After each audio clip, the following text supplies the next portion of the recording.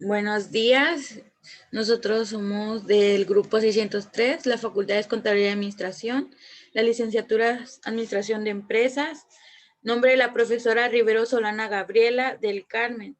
Nombre del curso Humanística. Nombre del representante del equipo Vega Moreno Monserrat Arizaí. Turno matutino. El tema es corrientes psicológicas actuales aplicadas a las organizaciones. El equipo está integrado por Ángel López Paola, Basilio Gasga Eli Emanuel, Pérez Vargas Esmeralda, Rojas Valentín Getsemaní, Quiñones Jiménez María Hortensia, Vega Moreno Monserrat Arizaí. La primera corriente es el estructuralismo, que es un enfoque filosófico, afín a diversas ciencias y disciplinas que propone el análisis de un objeto o sistema como un todo complejo de sus partes relacionadas entre sí. Es decir, y como su nombre lo indica, se propone la identificación de las estructuras que compone el objeto del estudio, sea el cual sea. Características. Plantea que todo está compuesto por estructuras y que el modo en que las organizaciones, los seres humanos, son lo que produce el sentido y el significado de las cosas. Por lo tanto, el método estructuralista es el que parte en busca de dichas estructuras invisibles para traerlas a la luz y explicar cómo opera el sistema que hay dentro del objeto de estudio. Al siguiente.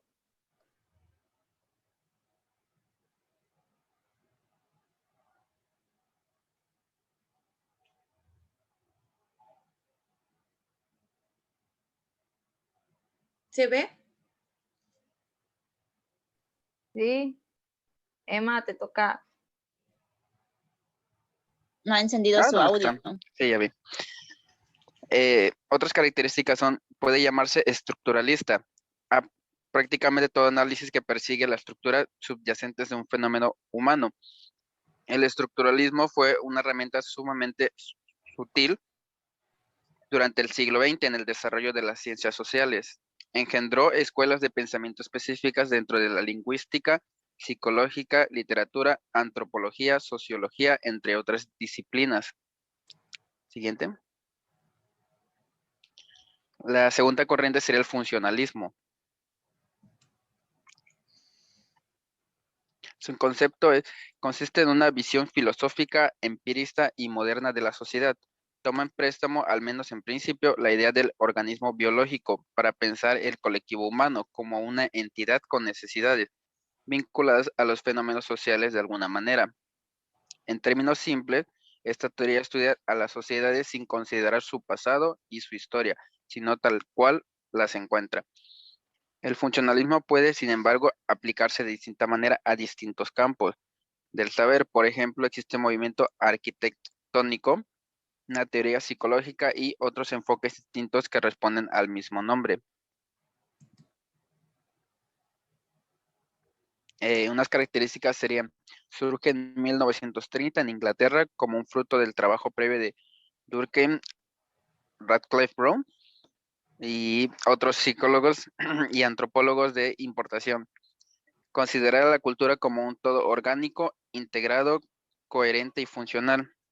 Permite el surgimiento de la antropología científica en Estados Unidos, también la separación entre etnografía y etnología. Propone también una serie de teorías basadas en diferentes disciplinas del saber, dotadas de enfoques particulares, la teoría hipodérmica, la teoría de los efectos limitados, etc. Surge como la respuesta al evolucionismo y al patriocularismo histórico.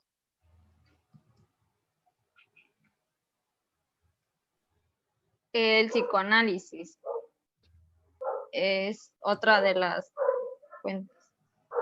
Dice que es un método de investigación y tratamiento terapéutico del cual puedes curar algunas enfermedades mentales a partir de la comprensión del comportamiento, sentimientos y modos de pensar del paciente. La teoría psicoanalítica se basa su información en tres fuentes de información: la observación directa, los recursos infantiles y las interpretaciones. Se define como la teoría de análisis clínicos que analiza el inconsciente de las personas para poder entender su comportamiento, sentimientos y formas de pensar. Siguiente, por favor. Algunas de sus características son: el inconsciente consiste en arrojar fuera de la conciencia algún aspecto de la realidad, ya sea física o psicológica. Su objetivo es evitar la angustia o el dolor, que estos conflictos provocan en la conciencia. Es el tratamiento más riguroso y intensivo. El psicoanálisis en las organizaciones. El psicoanálisis ayuda a las empresas a conectar con sus compradores potenciales. Se conectan con ellos a través de símbolos, lenguajes, políticas, comunicaciones que hicieron clic con su deseo más profundo del consciente.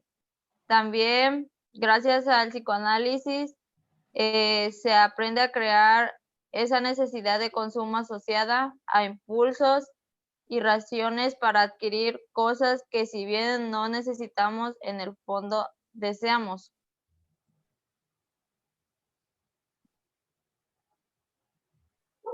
Otra corriente es el conductismo. Bueno, el conductismo es una teoría psicológica. Esta se centra en la conducta o comportamiento que puede ser observada. También el conductismo en la educación aplica para mejorar el conocimiento en el alumno, su comportamiento y su actitud en las clases. El estímulo, la siguiente.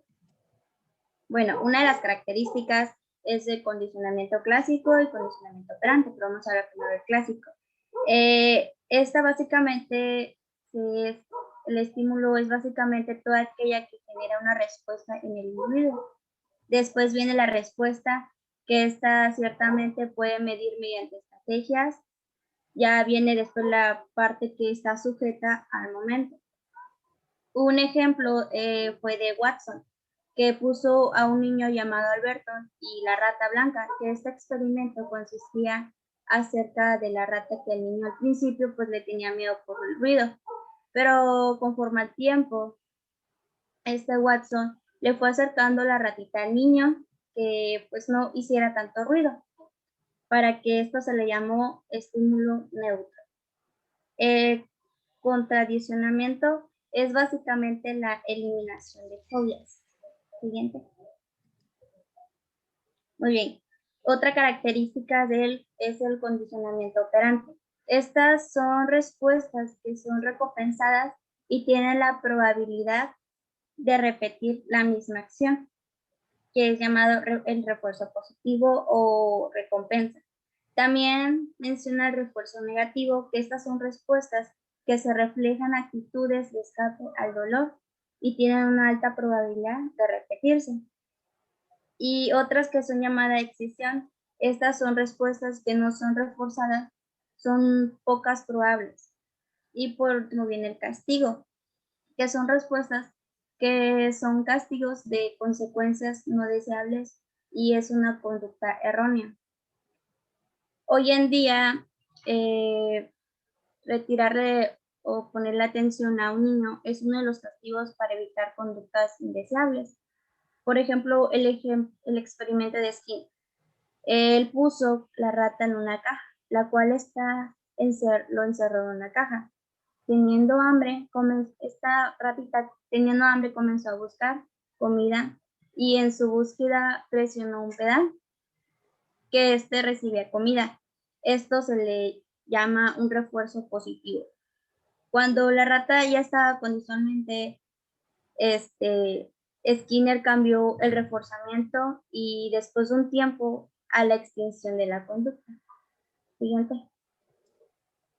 Aplicación en las organizaciones. Pues esto básicamente es una herramienta que va a permitir a la organización objetiva y científicamente elaborar programas y estrategias. Mediante estos van a permitir que tenga una efectividad para alcanzar mayores niveles de operación y un buen rendimiento organizacional. Sería todo.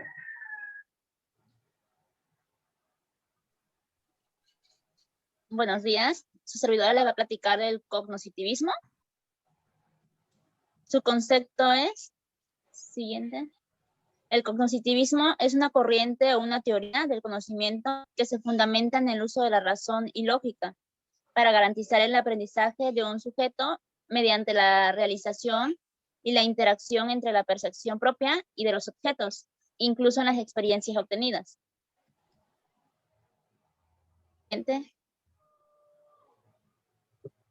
Sus principales características del cognoscitivismo es el conocimiento para el cognoscitivismo funcional.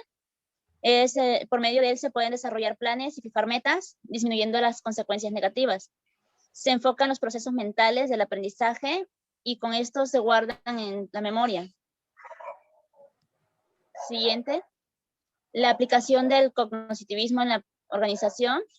Dice, desde un punto de vista conceptual genérico, hay dos grandes beneficios asociados a la utilización del sistema cognitivos en las empresas.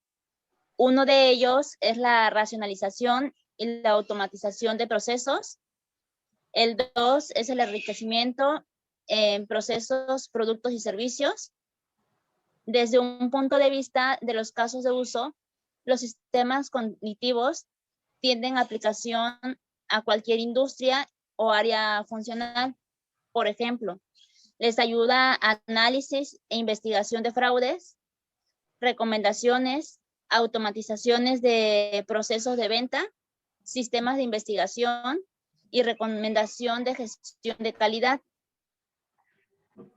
incluso en agentes de servicios automáticos, sistemas automatizados de inteligencia y prevención de amenazas en sistemas de búsqueda y acceso de contenido, etc.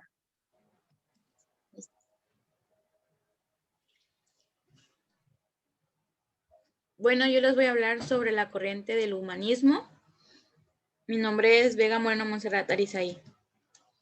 El concepto de la psicología humanista es una corriente psicológica fundada por Abraham Maslow en los años 60 y se basa en la creencia de que el ser humano debe ser considerado como un todo, aceptando que existen diferentes circunstancias o factores que afectan a la salud mental, como los pensamientos, las emociones, los comportamientos sociales.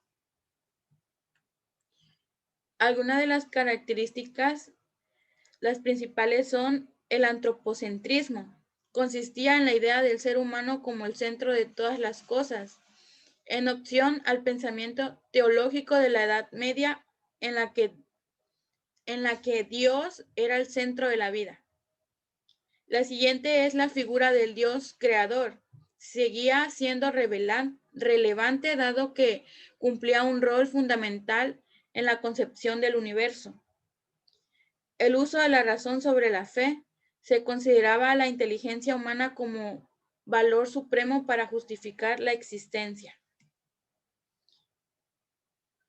Hay dos principios. El individuo debe ser aceptado por los demás tal y como es, con sus virtudes o defectos. El ser humano es bueno por naturaleza, por lo que se debe proteger la tendencia a las relaciones sociales. Además, el ser humano tiende a desarrollar su mayor potencial una vez cubiertas las necesidades básicas. La aplicación en las organizaciones. Las claves del humanismo en la empresa radica en considerar a las organizaciones como ámbito de capacitación y aprendizaje. Por tanto, el humanismo tiene sentido cuando se ejerce desde la preocupación hacia las personas que forman parte de la empresa, tomando en cuenta que para las empresas el capital humano, que son sus empleados, son lo más importante, tiene que cubrir pues ciertas necesidades que ellos requieran para que así su personal esté totalmente apto y nada le afecte para el cumplimiento de sus labores. Una actitud humanista en la aplicación de conductas técnicas en la gestión implica las siguientes medidas.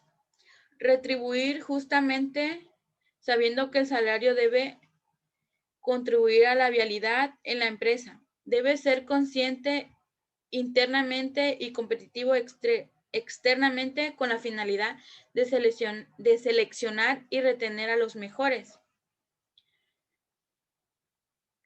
Cordialidad en el trato teniendo en cuenta que quien no sabe mandar cordialmente no sabe mandar. Por tanto, una actitud humanista excluye el autoritarismo y la indiferencia. Como jefes de empresa o cualquier cargo directivo, debemos de saber que tenemos que tratar bien a nuestros empleados, porque no porque seamos el jefe tenemos como que debemos de tratar mal a ellos o hacer menos, ¿no? No se debe de hacer eso, porque si no, el empleado no se va a sentir bien consigo mismo y no va a cumplir con lo que se le, pues con su trabajo, vaya. Participación, comunicación e información como elementos que formalicen un contrato psicológico entre el trabajador y la empresa, fortalecen los vínculos de pertenencia y la implicación y adhesión a los objetivos y metas por alcanzar como organización. Pues más que nada es todo que, o sea, como que todo vaya bien para alcanzar los objetivos y las metas en conjunto, tanto con el jefe como los empleados deben de ir de la mano para que se logre alcanzar esas metas. Y pues eso es todo por nuestra parte. No sé si algún compañero quiera decir algo más. Si no, pues muchas gracias.